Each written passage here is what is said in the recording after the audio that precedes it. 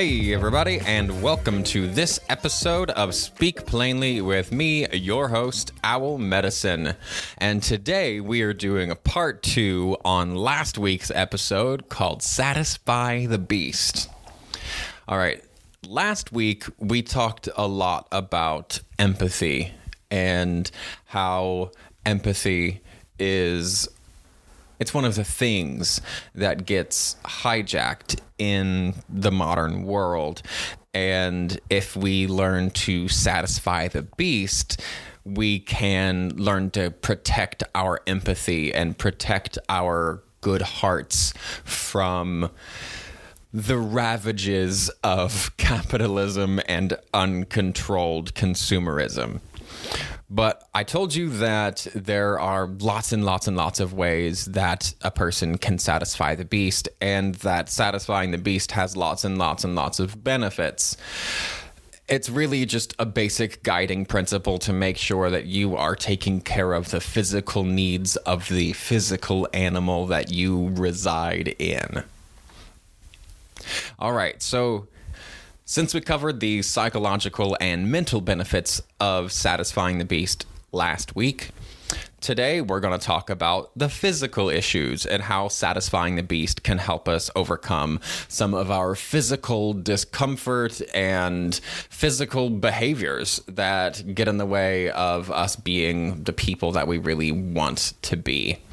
So, I was talking with a friend a couple of weeks ago, and she was having a hard time figuring out what she really wanted to do, and her brain was just scattered everywhere. And I told her to take a cold shower or to go jump in her pool. And she was like, oh, that's a great idea. And so she did. She went, she took off, she jumped in her pool, and immediately felt so much better, had a really, really great experience that was obviously discomforting at first. And then as soon as she was out, all of a sudden her mind was clear and she was able to take on cleaning her room and doing the things that she needed to get done that day. And that's a really perfect example of how you can satisfy the beast. Her body and mind was feeling very weird, and it's sometimes really hard to put a word on how it is that we're feeling. And that's totally fine. We don't need to always put a word on it. If we can listen to it, then we don't have to name it, but naming it helps to make it feel like it's been listened to, if that makes any sense. So before we go any further, let me actually run you through what is it like to listen to your body? What is it like to learn to listen to the beast? Because the whole thing is about satisfying the beast, right? That's what this whole today and last week's episodes are about. But you can't satisfy the beast until you learn to listen to the beast. So I'm going to run you through a 2-minute little practice where you're going to learn to listen to your beast. All right, so I want everybody who's listening to this right now to take a couple of deep breaths through your nose, in your nose, out your nose. Okay? And we're going to do in the nose, out the nose, do 4 breaths that way. Now, once you're finished with those 4 breaths, I'm assuming that you haven't finished yet. I'm going to keep talking while you're breathing. Once you're finished with those breaths, I want you to squint your eyes, to close them mostly. I want you to have a relaxed squint. And the reason we're going to have a relaxed squint is now you can switch from nose breathing in and nose breathing out to nose breathing in and mouth breathing out. Mouth breather. And one of the things that the Western world gets wrong a lot about mindfulness, which is essentially what we're doing, is mindfulness, like all things in the Eastern world where it originated, was never meant to be practiced in isolation. Isolation doesn't exist in nature. Everything in nature is interdependent. Isolation is a hallucination of the West. It's a hallucination that brought us science, which is awesome. but it's a hallucination nonetheless, which is why we can do all the science in the world, and at the end they still say more research needs to be done, because ultimately what they do is in a lab and totally isolated from everything that happens in reality, and what they're trying to study is reality. So yeah, it's kind of a hallucination of the West. These things were not meant to be practiced in isolation. Mindfulness was meant to be practiced kind of throughout your day and all the time, because all things are relative. And we in the West, we isolate ourselves so often that mindfulness, I think, actually becomes harder for us. And that's like not just because our brains are racing and that sort of thing, but when we go to meditate, we have this picture in our heads, this fantasized, idolized version of what it's supposed to be like, and we picture ourselves in a white room with a beige bench or a beige prayer pillow and some beautiful tapestry staring at a wall. And that's what mindfulness is. That's what meditation is. That's not what mindfulness or meditation is or is supposed to be. It can look like that, but that's not it. That really is not it. What you're meant to be doing is witnessing the natural unfolding of phenomenon in the world. And if you are staring at a white wall indoors, you cannot witness hardly anything except yourself. So for people who have no mindfulness practice, who really don't get it or don't try going outside and doing it. Do a walking mindfulness practice. That really just means walk super duper slow. Walk so slow that it's hard to keep your balance. That's a mindfulness walk. So when we do this mindfulness thing, like I said, it's meant to keep our awareness on the unfolding of events in the world. And we just are meant to be aware of it. That's all we're supposed to do. And that's what we're going to do with your body. So I know you've been breathing for a long time now. So take one more big breath in through your nose and out through your mouth. Nice, long, slow exhale. Are your eyes mostly squinted? Just kind of a little bit squinted, a little bit relaxed? Cool. Now, what do you notice?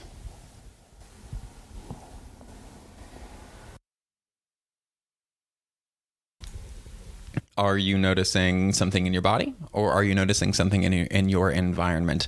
If you're driving, really don't do this. Don't do this if you're driving. Or if you're like a cardiothoracic surgeon, I don't know why you're listening to this podcast and doing surgery, but if you are, stop it. Don't stop the surgery. Stop listening to this. Focus. What is your mind focusing on right now? Just look at it. Don't judge it. Stop judging it. Stop it. Stop judging it. Stop being so judgy. Stop judging yourself. Just where are you paying attention to?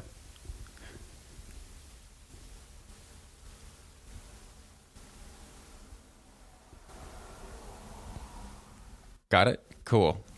So that's mindfulness. What were you paying attention to? If you can tell me what you were aware of, that's mindfulness. You're aware that your back hurt? That's mindfulness. You're aware that you really didn't want to be doing this? That's mindfulness. If you're aware of something and not instantaneously responding to it, you're doing mindfulness. That's what it is. You're being mindful of what is happening in your environment. And your body is the environment in which you live. And what we call the environment is the environment in which your body lives. So your first environment is the meat puppet that you walk around inside, and the second is the spaces that your meat puppet walks around in. So the first most important environment that you must take care of is the physical being. And that is the definition of satisfying the beast. Listening to and then meeting the needs of your beast. So, how was that for you? Was it pleasant? Was it unpleasant? It really doesn't matter. So both are fine. It was probably kind of unpleasant if you're not used to it. That's totally okay. But when you do this practice, keep doing whatever you were doing to begin with. You don't need to be doing any specific nose breathing or anything right now. When you practice this, what you're practicing is your ability to see something, feel something, think something discomforting or discomforted, and not react. Why does that matter? Because that's how we stop compulsions. And compulsions cause problems. Some are fine. Most of them are fine. Breathing is a great compulsion. Heartbeats, great compulsion. Cursing at your grandma at Thanksgiving, probably not a great compulsion.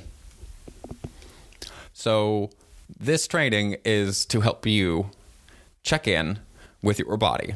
Now you know how to listen to the beast. It doesn't take long. The more you listen to the beast, the better off you are. And that doesn't mean try to sit down for 2 hours once a month. That doesn't work. In order for this to work, you need to be listening to your beast regularly. Daily is best, in fact. If you can, twice a day. If you can't, 3 times a day. All right, so this has been really useful for me because I didn't exactly plan ahead on this, on all the crap I was going to be doing this week. I really didn't. I didn't realize I had backed myself into a little bit of a corner and that I had deadlines on Monday, Tuesday, and 2 on Wednesday, and they were kind of big deadlines. And so I really had to listen to the beast on this one because I needed to work and I needed to get it all done.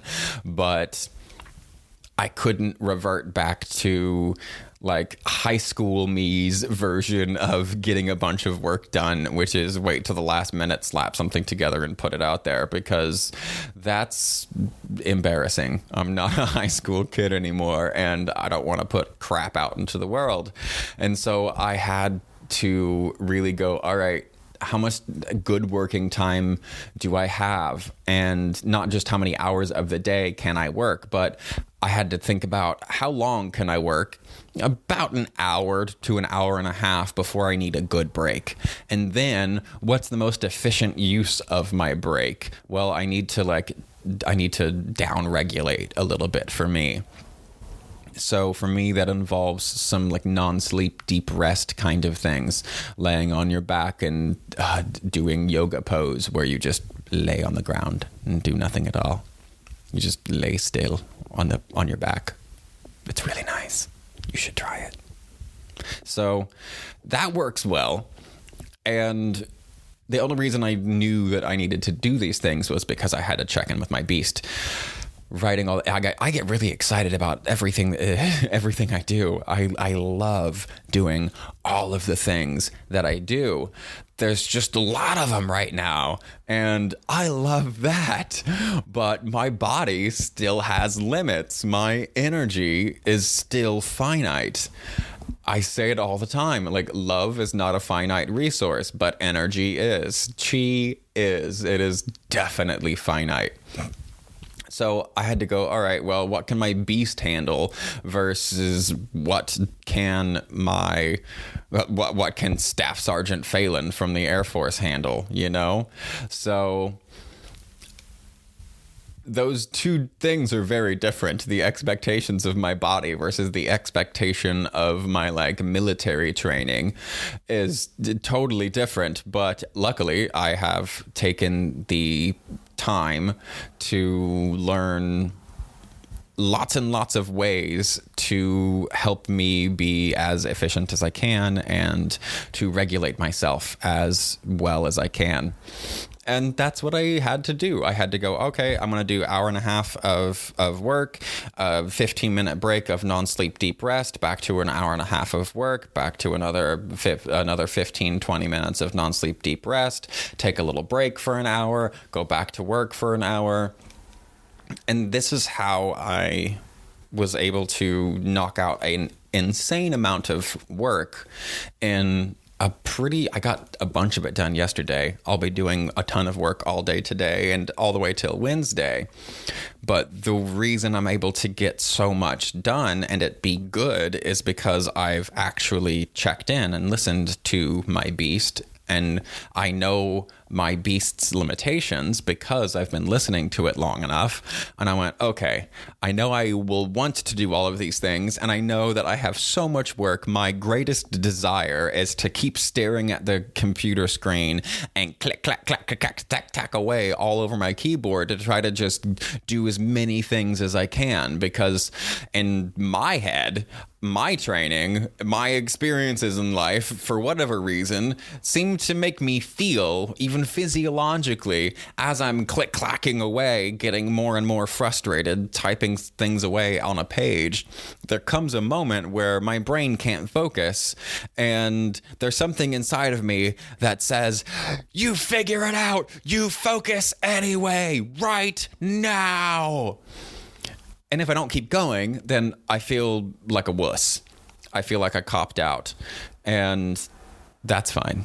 That's totally fine. It didn't used to be fine. It's totally fine now. And for you, if you're that same type of person, if you have a bunch of stuff on your plate and you're like, your nose is on the grindstone, you're doing all the studying, you're writing your paper, you're doing all of that, and you hit a wall where your brain just says, bleep, nope. Take a break.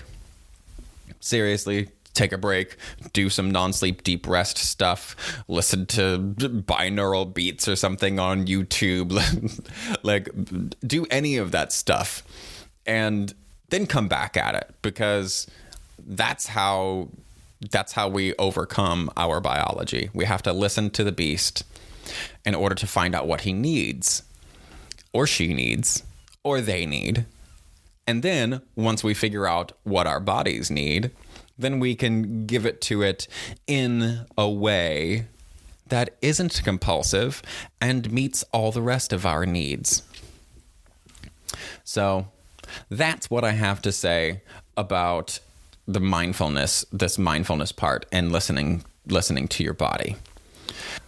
Now that you know how to listen to your beast, what are you listening for? I mean, really, you're listening for whatever's happening in your body, but we're listening for things that can solve our discomforts, whether that's a psychological discomfort that we are replacing with a physical discomfort, which is super useful, like my friend jumping into her pool, or we have something like restless leg. When you lay down at night to go to sleep, there is a good chance if you have restless leg and your legs are running around, that could be a message from your body saying, hey, you should move more. You should walk more. Not just move more, but like use your legs. Walk and keep walking and keep walking.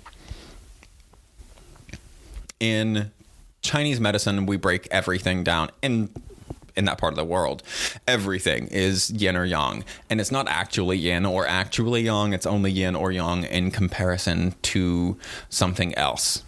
And when we look at physical symptoms, we are looking at, are you having a symptom, an experience, a sensory experience of contraction or a sensory experience of expansion? Does it feel in your legs, say if you are having restless leg, does it feel like you are expanding, and does it feel energized, like you should do something? Or does it feel achy and contracted, weak, dull, tired? You can also feel weak and tired with the expanded part, but there's still an agitation to it. If there's no agitation and there's a lethargy to it, then you're looking at two different types. Right, you're looking at a full and you're looking at an empty kind of experience, full of stuck chi or empty of chi. And that's important, because that's going to tell you what you should do for your beast. If If there's a part of you that feels empty, then you should probably fill it. And if there's a part of you that feels full, then you should probably empty it.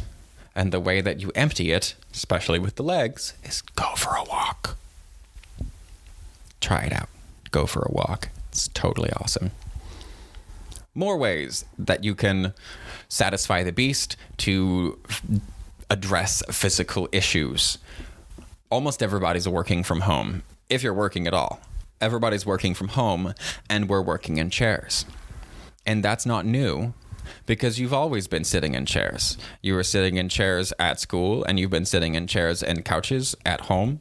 You have been sitting in chairs that are the exact same height for ever. Your femurs have constantly been in the same position relative to the pelvis and spine for the majority of your life, which is why our spines have actually changed shape. This is slightly off subject, but not really. So we're going to go down this little rabbit hole quickly.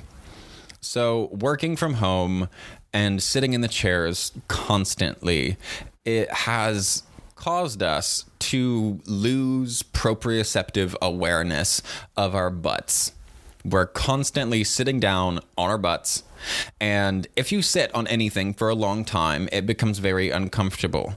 Anyone who's been around someone who's been hospitalized for an extended period of time, or anybody who's worked in the medical field, knows all about bed sores, and if you don't turn people and rotate people, their flesh will dissolve inside them, being squished and pressed between bone and bed. We have to use the muscles in our body in order for them to stay alive and healthy. And all the sitting we do kind of gives us glute amnesia. And that's a problem because our glutes are a huge muscle, and they're kind of important because they connect our spine and upper body to our legs. And they not only connect it to our legs, but that's what we should be using to walk. So this is where the S-shaped spine versus J-shaped spine comes in. There was a researcher who went through and did a series of studies on indigenous and hunter-gatherer peoples and their experiences of lumbago, or back pain, non-specific back pain. Guess how much back pain they have? None. Zero in the entire culture. So she wanted to know why. And she found a few things as to why. And the one that really got me as an osteopath is that we don't have S-shaped spines. At least we shouldn't have S-shaped spines. Shouldn't's a strong word, but whatever. I'll go with it for now. The S-shapedness of the Western world American spine is due, I think, to how much sitting that we do. And turns out that people with J-shaped spines have zero back pain. And why would it be J-shaped? And what exactly does that mean? So, ours, we have the curve in our cervical spine, our neck, and then the thoracic spine kind of continues that curve in, and then we curve in the opposite direction in our lower back, in our L spine. And that is a problem for proper abdominal strength, because essentially what we're all doing is we're contracting our back, our lower back, a little too much, which causes our ribs to come up. When we're flexing the back, the front has to relax, which is why our abdominals are weak and our glutes are weak, because we're able to just position our hips and back in a way that we're kind of precariously balanced on top of each leg as we walk. This is why walking has been described as controlled falling, but it really shouldn't be. We're just walking wrong. And it's because of the way that we sit and this gluteal amnesia. So as far as tips for this goes, don't sit up straight. Just don't do it. When somebody says sit up straight, don't do it. Because what happens when somebody says sit up straight is you're going to go and you're going to flare your ribs out. Watch. Do it right now. Sit up straight. What happened? Your head pulled back, your ribs flared up, your lower back pinched, and your stomach extended. It elongated. That's what happens when you sit up straight. At least that's what happens when I sit up straight. And that's not functional. The reason I found this out was actually really cool. It was super cool. So I was walking with a couple of friends out in the forest, and there is a spot near here where the road has been washed out for multiple years because the river said, screw you guys, I'm going home, and just ate the road. And they used to fix it, but it just kept eating the road and kept eating the road, and they finally were just like, this isn't worth it anymore, bye. There are miles of road, paved wide road out in the woods that you can only access by foot. And because I had two friends with me, I was able to ask them for just a random experiment idea I had as we were walking back.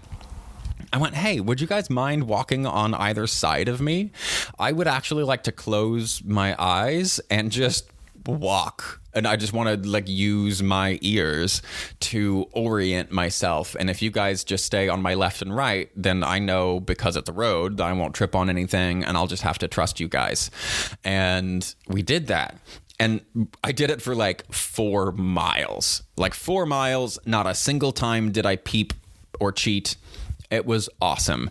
And about a mile or so in, maybe even less than that, as I was walking, my whole body shifted. Something changed because the first half mile or 3/4 of a mile, I just kept bobbing. I kept kind of bouncing a little bit, and I kept losing my balance. I don't know how. I walk all the time, but I kept losing my balance. My eyes were closed, and so we use our inner ear for balance, which is extremely important. But beyond that, I was like, man, I feel so discoordinated. This is crazy. The thing that shifted inside me was, as I was walking, suddenly my ribs, I got an inch, maybe an inch and a half shorter. My ribs dropped. My gait got wider, not longer, but got a little bit, just a teensy bit wider. My ribs dropped and my head pulled back. And suddenly, I was very, very clearly on terra firma. Suddenly, I was able to feel every part of the ground and my body and my connection to it. And it was because I curled my pelvis under a little bit, elongated my lower back, dropped my rib cage, and my head came back. And that wasn't because that's what I was told to do. It was because that's the only way that I could keep balance. And I realized that all of these years in the military and my whole life coming from a very military family, though, and everybody being over 6 foot tall, I'm the shortest, and I'm 6'1". Well, I thought I was 6'1". Turns out I'm closer to 5'11", or maybe just barely 6 foot, because if I stand in a way that's actually functional, I lose a full inch or more of my 6'1" height. And it's just because I come from a family that was constantly saying, stand up tall, stand up straight. And then I joined the military. And when I joined the military, I joined a very special elite group that does just ceremonies. And our job was to literally stand still and look pretty. So standing up straight was the whole deal. So that was another really, really cool scenario where I learned to listen to the beast. And the reason I share this is because you can do anything. I want you to come up with anything to learn to satisfy the beast. If you feel a little bit anxious, if you feel a little bit agitated and you're not really sure what to do, rather than just jumping straight over to whatever your favorite social media platform is, why don't you try doing something with your physical body? And it doesn't have to be profound, right? Like, the thing that working with the circus folks and homeless folks taught me, like being homeless and then going and hanging out with a bunch of circus folks and doing the festival scene with them, nothing is wasted, no time is wasted, and there's always something to do. Like, they do flip cup, flip hat, like juggle, literally anything. It's like, that's what's so amazing about the circus folks that I know and fell in love with, is they're never ever bored. They're always doing something, and it's almost always physical. And it doesn't need to be demanding. They're not always doing like double backflips or anything like that. They're juggling or playing flip cup, like I said, or trying to flip a hat 7 times in the air and get it to land on their head. And they just do that over and over and over and over and over again until they get better and better and better and better at it and master it, and then maybe sometimes slap it into a show. That's it. They're listening to their beast, knowing like, hey, our bodies were designed to be in constant motion forever and ever and ever. Amen. That's the way we were designed by our great grandma. And they recognize that. They recognize this low grade, I want to constantly be doing something. And in most of the Western world, that something, it must be productive because capitalism has taken over our brains. But it really doesn't need to be productive in a money value type of way. It can just be something that you're getting better at, because becoming a master at something is really, really good for our mental health. Mastering something, getting better at a skill, advancing in that way is really, really good for us. So you can find many, many ways to satisfy the beast that are going to assist your physical existence. Like many, many, many ways. So don't give up. Try that mindfulness thing that we ran through. Try that. Give it a shot 2 times a day. Set a 5-minute timer. We only did 2 minutes. This is a podcast. I didn't want like 2 minutes of silence. I tried to leave these long pauses to make you feel uncomfortable for a second so you would actually think. But you got to do it on your own. So listen to the beast daily. Figure out what he needs. And then meet his needs. Meet your beast's needs ahead of time. That way, when they pop up in an unwanted way, you're like, oh yeah, got this. I already have a plan in place. That feels good. All right. That's what I got to say about part 2 of Satisfy the Beast. It's not just your psychological experiences that remembering to satisfy the beast is about. It's about your physical experiences too. Satisfy the Beast is really just a way to remember that you are a conscious agent living inside a physical body, and it's your job to use that physical body in the way that's going to best benefit you. So y'all have a marvelous day. Thanks for hanging out with me. If you stuck around this long, bless you. I love you all. Good day. Stay blessed.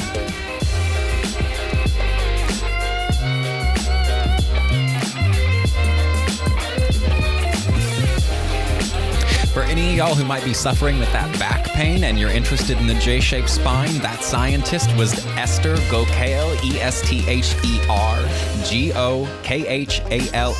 She was the one behind all of it. Give her a Google. She's got her own institute.